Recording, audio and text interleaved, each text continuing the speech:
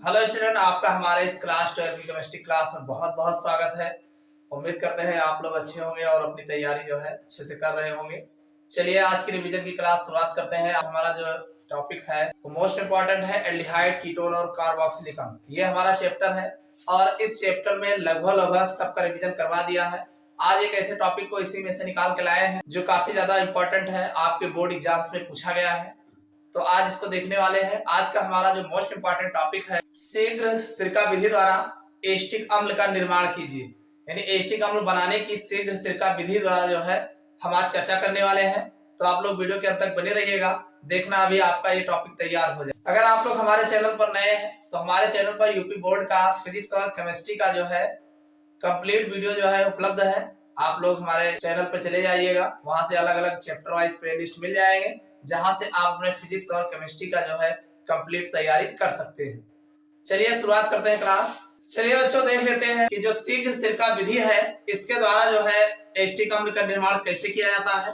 देखो बच्चों, शीघ्र सिरका विधि द्वारा एस्टिक अम्ल का निर्माण करना जो है यह एक व्यापारिक विधि है। कौन सी विधि है? यह एक व्यापारिक विधि है। आपसे एग्जाम में यह भी पूछा जा सकता है कि व्यापारिक विधि द्वारा एस्टिक अम्ल का निर्माण कीजिए या जो है सिरका का निर्माण कीजिए। एस्टिक अम्ल का औद्योगिक निर्माण कीजिए, ऐसा भी पूछा गया है। आपके बोर्ड एग्जाम्स में कई तरीके से अलग अलग नामों से जो है पूछा गया है, तो इसको जाने रहिएगा। आपको जो है एस्टिक अम्ल ही बनाना है और वो भी शीघ्र सिरका विधि द्वारा। ये जो शीघ्र सिरका विधि है इससे जब हम एस्टिक अम्ल का निर्माण करते हैं तो ये मान के चलिए किण्वन विधि है। कौन सी विधि है?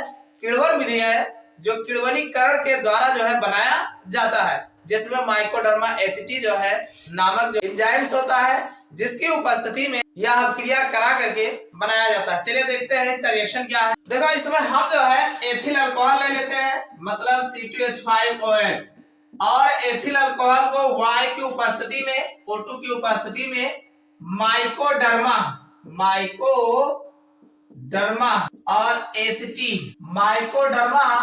एसिटी नामक एंजाइम की उपस्थिति में इसको वायु के साथ जो है किण्वनीकरण कराते हैं, जिससे हमें जो है CH3COOH और प्लस H2O बनता है। ये हमारा एस्टिक अम्ल होता है। एस्टिक अम्ल जो कि 6 से 10% मिलता है। ये हमारा एथिल अल्कोहल होता है, एथिल अल्कोहल, और ये आप जान ही रहे हैं वायु है।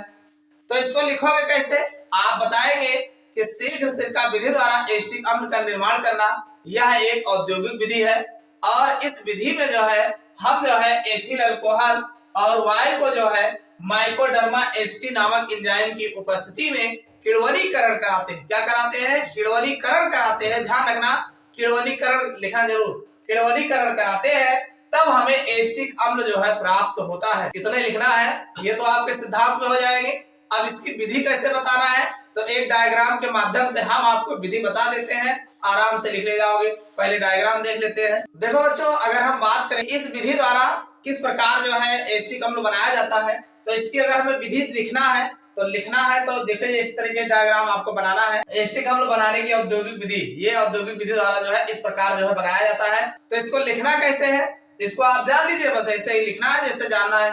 लकड़ी का एक पात्र होता है। किसका पात्र होता है? एक लकड़ी का पात्र होता है, जिसमें जो है लकड़ी का जो छीलन होता है इसको पुराने सिरकों में भिगो करके जो है रख लिया जाता है। लकड़ी के पात्र में जो है लकड़ी की जो छीलन होती है पुराने सिरके में भिगो करके रख दिया जाता है। अब पुराने सिरके में क्यों भिगोया जाता है? क्योंकि पुराने सिरके में ही माइकोडर्मा एसिटी नामक जो है एंजाइम उपस्थित होते हैं, और इसमें फिर जो है ऊपर से जो है एथिल अल्कोहल का विलयन जो है 10 से 15% डाइल्यूट सॉल्यूशन जो है यानी तन विलयन जो है इसमें ऊपर से डाला जाता है। और जब ऊपर से तन जो है 10 से 15% एथिल अल्कोहल का विलयन डालते हैं तो धीरे धीरे नीचे आता है, और यहाँ पर वायु की उपस्थिति में इसके लिए जो है छिद्र होते हैं, और यहाँ से वायु की उपस्थिति में लगभग 25 से 30 डिग्री सेल्सियस ताप पर, जिस पर जो है एथिल अल्कोहल जो है वायु की उपस्थिति में माइकोडर्मा नामक एंजाइम की उपस्थिति में धीरे धीरे जो है एस्टिक अम्ल में परिवर्तित हो जाता है, और ये जो है निचले सिरे से प्राप्त